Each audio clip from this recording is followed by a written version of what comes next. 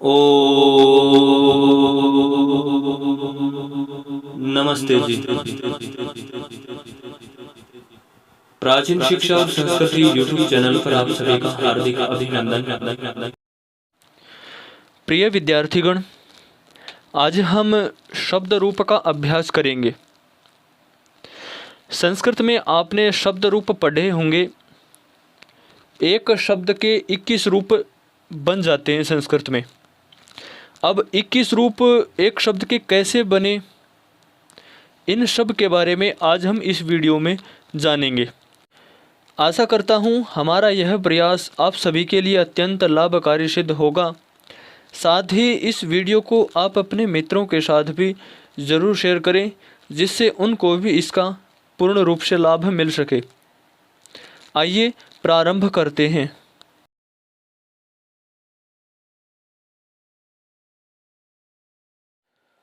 शब्द रूप अभ्यास। अजंत पुल्लिंग शब्दों के रूप किस प्रकार चलेंगे? आपने संस्कृत में सु औ जस अम औट षष्टाभ्याम भिस गेभ्याम भैस गशेभ्याम भैस इस प्रकार की 21 विभक्तियां तो सुनी होंगी। ये एक सूत्र है दूसरे अध्याय के पहले पाद के, ये शायद 8वां 9वां सूत्र है। ये किसका सूत्र है? ये अष्टाध्यायी का। ठीक है, अष्टाध्यायी का सूत्र है सु औ जस अम औट षष्टाभ्याम भिस गेभ्याम भैस गशेभ्याम भैस गश ओश आम गी ओ शुप। इस प्रकार ये 21 विभक्तियां हैं इस पूरे सूत्र में। इन विभक्तियों को लगाने से शब्दों के रूप में परिवर्तन आता है। ठीक है, और छात्र शब्द रूप तो किताबों में देखकर कंठस्थ कर लेते हैं। जैसे बालक का शब्द रूप है बालक है, बालकौ बालका, बालकम बालकौ बालकान, बालकेन बालकाभ्याम बालकई। इस प्रकार हम शब्द रूप तो कंठस्थ कर लेते हैं, परंतु हमें उसके पीछे का रहस्य नहीं पता चलता कि उन शब्दों में एक बालक शब्द है, उसमें 21 जगह पर परिवर्तन हो जाते हैं। वो कैसे होते हैं? वो सब परिवर्तन सु आदि 21 विभक्तियों के द्वारा उनमें परिवर्तन आता है।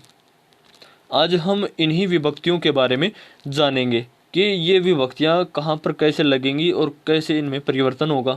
ठीक है, आइए प्रारंभ करते हैं। इसमें हम आपको कारक लेंगे, जिसमें कर्ता, कर्म, कर्ण, संप्रदान, अपादान, संबंध, इस प्रकार के ये 7 कारक हैं। ठीक है, संस्कृत में तो 6 ही कारक माने जाते हैं, परंतु हिंदी में 7 कारक हो जाते हैं। संस्कृत में संबंध कारक को नहीं गिनते। ठीक है, यदि इसके बारे में जानना है तो आप हमें कमेंट कीजिए, हम आपको इसके बारे में विस्तार से बताएंगे। आइए, कर्ता। प्रथमा विभक्ति को कर्ता कहते हैं, अर्थात कर्ता का क्या काम है। कर्ता ने कर्म को करने से द्वारा संप्रदान का के की, इस प्रकार विभक्तियों के कार्य हैं। तो प्रथमा ने, अब प्रथमा ने, अब सु औ जश अम औट षष्टा, ये 21 विभक्तियाँ हैं। अब इन 21 की 21 विभक्तियों को भी लगाएंगे। ठीक है, अब बालक का शब्द रूप लिखते हैं तो उसमें 7 विभक्तियाँ आती हैं। प्रथमा, द्वितीया, तृतीया, चतुर्थी, पंचमी, षष्ठी, सप्तमी, और अंत में संबोधन आता है। ठीक है, संबोधन में प्रथमा विभक्ति का ही प्रयोग होता है, आप जानते हैं। तो अब हम प्रथमा में देखेंगे, जैसे बालकः, बालकौ, बालका, ये मैंने कर्म से लिख रखा है प्रथमा में। देखिए, बालकः, बालकौ, बालका। अब एक तरफ लिख रखा है सु औ जस, एक वचन, द्विवचन, बहुवचन। ठीक है, दिखाई दे रहा है ना आपको? तो बालक है बालक ने, या बालक, एक बालक ने एक वचन है। अब बालकौ द्विवचन है, 2 बालक या 2 बालकों ने। ठीक है, इनका अर्थ है शब्द और अर्थ। ठीक है, और बालका बहुत बालक या बहुत बालकों ने। इस प्रकार इन शब्दों का रूप परिवर्तन हो जाता है। अब इसी में द्वितीय विभक्ति आ जाती है, जिसको कर्म कहा जाता है। कर्ता के बाद कर्म आता ना। अब द्वितीय विभक्ति में ऐसे ही एक वचन, द्विवचन, बहुवचन है। अम औट शश सूत्र के अनुसार 3 ये रूप आ जाते हैं, अम औट शश। और बालकम, बालको, बालकान। अब इनका भी अर्थ जान लीजिए। अब द्वितीय का अर्थ क्या है? को अर्थ ना, तो को अर्थ लगाएंगे तो बालक को एक वचन में, 2 बालकों को और बहुत सारे बालकों को। अब इसी प्रकार तृतीय आ जाती है जिसको कर्ण कहा जाता है।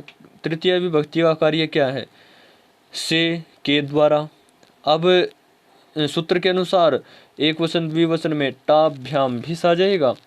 अब बालक है, बालक को बालकेन, बालकाभ्याम, बालकई।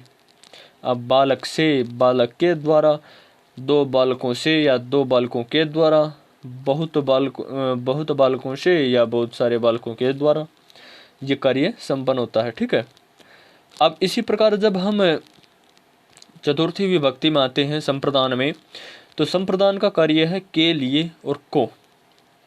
एक वचन द्विवचन में है सूत्र के अनुसार गे, भ्याम, भ्यस। गे, भ्याम, भ्यस। ठीक है। और बालक का रूप है बालकाय, बालकाभ्याम, बालकेभ्य। ठीक है। अब बालकाय का अर्थ है बालक के लिए, बालकाभ्याम का 2 बालकों के लिए या 2 बालकों के लिए, और बालकेभ्य के लिए बहुत बालकों के लिए। ठीक है। अब इसी प्रकार जब हम आगे बढ़ते हैं तो अपादाने पंचमी, अपादान पंचमी अर्थ में आ जाता है। ठीक है। अपादान में से अलग होने में कार्य होता है। ठीक है। किसी भी चीज़ को हम किसी दूसरी चीज़ से अलग करते हैं, वहाँ पर अधिक पंचमी विभक्ति का प्रयोग होता है। ठीक है। अब सूत्र के अनुसार पंचमी विभक्ति में आएगा गशी, भ्याम, भ्यस। ठीक है। एक वचन, द्विवचन और बहुवचन में गशी, भ्याम, भ्यस। अब रूप आएगा बालकात, बालकाभ्याम, बालकेभ्य। ठीक है। अब बालकात का अर्थ है बालक से, बालकाभ्याम 2 बालकों के लिए, और बालकेभ्य बहुत से बालकों से। ठीक है। अलग होने अर्थ में है ये सब। अब इसी प्रकार षष्ठी आ जाती है संबंध। ये संबंध जो कारक है, ये कारक संस्कृत में नहीं गिना जाता। ठीक है। क्यों नहीं गिना जाता? एक सूत्र आता है अष्टाध्यायी में षष्ठी शेषे, अर्थात जो शेष रह जाता है उसमें उसके लिए षष्ठी विभक्ति का प्रयोग किया जाता है। ठीक है। जो शेष रह जाता है, जो कारक 6 कारक हैं उनसे शेष रह जाता है, उसमें षष्ठी विभक्ति का प्रयोग होता है। ठीक है। अब षष्ठी विभक्ति में सूत्र के अनुसार गश, ओश, आम। ठीक है। इसका रूप चलेगा बालकस्य, बालकयो, बालकानाम। ठीक है। अब इसी प्रकार इनका अर्थ है बालका, बालक के, बालक को, 2 बालकों को, 2 बालकों का, 2 बालकों के, बहुत बालकों का, बहुत बालकों के, का की। इस प्रकार हम इस प्रकार ये जानेंगे कि ये रूप कैसे बनते हैं, कैसे बदलते हैं। ठीक है। ये देखिए सूत्र के अनुसार जो एक वचन, द्विवचन, बहुवचन में ये प्रत्यय लगे हुए हैं, सु, औ, जस, अम, औट, षष्ठाभ्याम, बिस, गेभ्याम, बस, ये मैंने बताया आपको। अब इसी प्रकार हम सप्तमी विभक्ति में आ जाते हैं। सप्तमी विभक्ति का कार्य है में, पर, ऊपर। ठीक है। इसको अधिकरण कहा जाता है। आधारो अधिकरणम, आधार का नाम ही अधिकरण है। ठीक है। अब आधारो अधिकरण में प्रथमा एक वचन, द्विवचन, बहुवचन में गी, ओश, शुप सप्तमी विभक्ति है। अब गी, ओश, शुप। अब रूप चलेगा बालके, बालकयो, बालकेशु। अब इनमें इसका अर्थ देखेंगे तो बालक में, बालक पर या बालक के ऊपर। ठीक है। बालक 2 बालकों में या 2 बालकों पर, बहुत बालकों में, बहुत बालकों पर। ठीक है। आगे समझ में। अब हम संबोधन को लेंगे तो संबोधन में भी इसी प्रकार आता है। संबोधन में प्रथमा विभक्ति का प्रयोग होता है। हे, अरे, भो इनका आ जाएगा, और संबोधन में प्रथमा विभक्ति का ही प्रयोग होगा। बालक, बालको, बालका, हे बालक, हे 2 बालकों, हे बहुत सारे बालकों। ठीक है। आइए इसी प्रकार हम आगे बढ़ते हैं। आशा करता हूँ हमारा यह प्रयास आप सभी को समझ में आ रहा होगा। आपने बालक के रूप में किस प्रकार परिवर्तन आता है ये जाना। अब हम कुछ महत्वपूर्ण दिशा निर्देश देना चाहेंगे कि बालक आदि शब्दों के प्रथमा के रूपों के साथ जो क्रिया हैं, जैसे पठती, पठता, पठंती, पठसी पठता पठति पठता पठन्ति, लिखसि लिखता लिखता लिखन्ति, करोति कुरुत कुर्वन्ति, गच्छति गच्छता गच्छन्ति, अस्ति स्तः सन्ति आदि क्रियापदों को लगाकर अनुवाद करने का अभ्यास करें, केवल प्रथमा विभक्ति के साथ। ठीक है, जैसे बालकः पठति, बालक पढ़ता है, बालकौ पठतः, दो बालक पढ़ते हैं, बालकः पठन्ति, बहुत सारे बालक पढ़ते हैं। इसी प्रकार लिखती लिखता लिखन्ति का है। ठीक है, बालकः लिखति, बालकः लिखता, बालकौ लिखता, बालकः लिखन्ति। ठीक है, इन पर इस प्रकार क्रियापदों को लगाकर आप अनुवाद करने का अभ्यास जरूर करें, जिससे आप आसानी से सीख सकेंगे। और एक बात और कहूँगा कि कर्ता का जो ने चिन्ह है, प्रथमा में कर्ता का जो ने चिन्ह है केवल भूतकाल में ही लगता है, इसे ध्यान रखें। ठीक है, बालक ने कहा था, ठीक है, ये भूतकाल में लगता है। ठीक है, अब बालक पठती, तो बालक पढ़ता है। ठीक है, बालक पढ़ता है, बालक ने पढ़ता है ये नहीं आएगा। अब प्रथमा का जब चिन्ह लगाएंगे तो केवल भूतकाल में ही लगेगा। ठीक है, बालक ने पढ़ा था।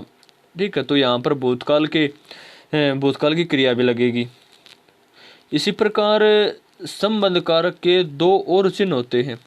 अब संबंध कारक में हमने केवल का, के, की यही चिन्ह जाने थे ऊपर, तो इसके दो चिन्ह और होते हैं।